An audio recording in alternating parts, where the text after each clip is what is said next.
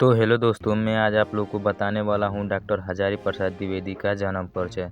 आज मैं आप लोग को बताऊंगा डॉक्टर हजारी प्रसाद द्विवेदी का जीवन परिचय के बारे में। तो आप लोग चलिए इसको वीडियो को शुरू करते हैं। तो चलिए, आचार्य हजारी प्रसाद द्विवेदी का जन्म श्रावण शुक्ल पक्ष एकादशी की संवत 1964 से कोस्ट में 1907 ईस्वी में को बलिया जिले के दुबे का छपरा गांव के एक प्रतिष्ठित सरयुपारी ब्राह्मण कुल में हुआ था। ये कोस्ट में आप लोग लिखे या ना लिखे इससे कोई मतलब नहीं है।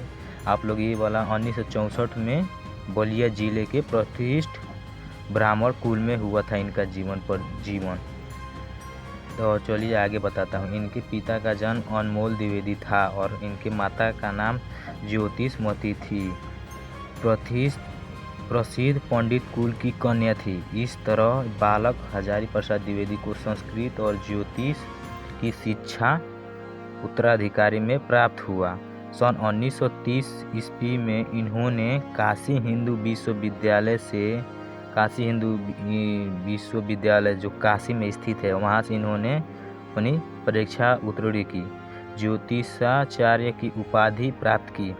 इनकी प्रतिभा का विशेष स्फुरण कविगुरु रविंद्रनाथ की विश्वविख्यात संस्था शांति निकेतन में हुआ, जहां ये सन 1940 से सन 1950 तक हिंदी भवन के निदेशक के रूप में थे और यही इनके विस्तृत स्वाध्याय और सृजन का शिलान्यास हुआ। सन 1949 में लखनऊ विश्वविद्यालय ने इन्हें डी.लिट. की उपाधि से सम्मानित किया। सन 1949 में इन्हें एक डिग्री दी गई जिससे इनको एक जैसे कि पद्म भूषण मिलता है उसके तौर पे इन्हें एक डी.लिट. की उपाधि दी गई। सन 1950 में ये काशी हिंदू विश्वविद्यालय के हिंदी विभाग के प्रोफेसर भी रहे। इन्होंने 1950 में काशी हिंदू विश्वविद्यालय के प्रोफेसर भी रहे हैं और अध्यक्ष नियुक्त हुए। सन 1957 में इन्हें पद्मभूषण की उपाधि दी गई। पद्मभूषण एक प्रकार का उपाधि होता है जो लोगों को महान कवि या लेखकों को दिया जाता है से आभूषित किया गया। सन 1998 में ये राष्ट्रीय ग्रंथ न्यास के सदस्य बने। ये कई वर्षों तक काशी नगरी प्रचारिणी सभा के उपसभापति, खोज विभाग के निर्देशक तथा नागरिक प्रचारिणी पत्र के संपादक रहे। इनका ये डॉक्टर हजारी प्रसाद द्विवेदी।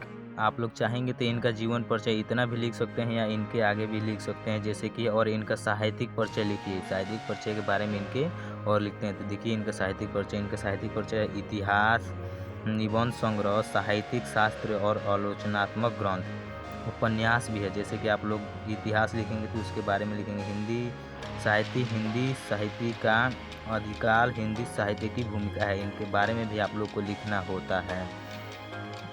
और इनकी मृत्यु 18 मई सन 1979 ईस्वी में हुई। ये लिख लेंगे तो इनका जीवन परिचय हो गया। जैसे कि इनका जीवन परिचय आप लोग लिख लिए तो आप लोग को 5 नंबर आराम से मिल जाएगा। आप लोग चाहेंगे तो ये भी लिख सकते हैं, जैसे कि अशोक का फूल, इनके बारे में लिखना होगा, ये भी देता है। गदांश जैसे आप लिखेंगे ना तो इसके बारे में भी देता है आप लोग अशोक का फूल, तो आप लोग को वो भी लिखना होगा। जैसे कि अशोक के फूल में से कहीं पूछेगा, लेकिन पुष्पित अशोक को देखकर मेरा मन उदास हो जाता है। इसको व्याख्या करने के लिए देगा या इसको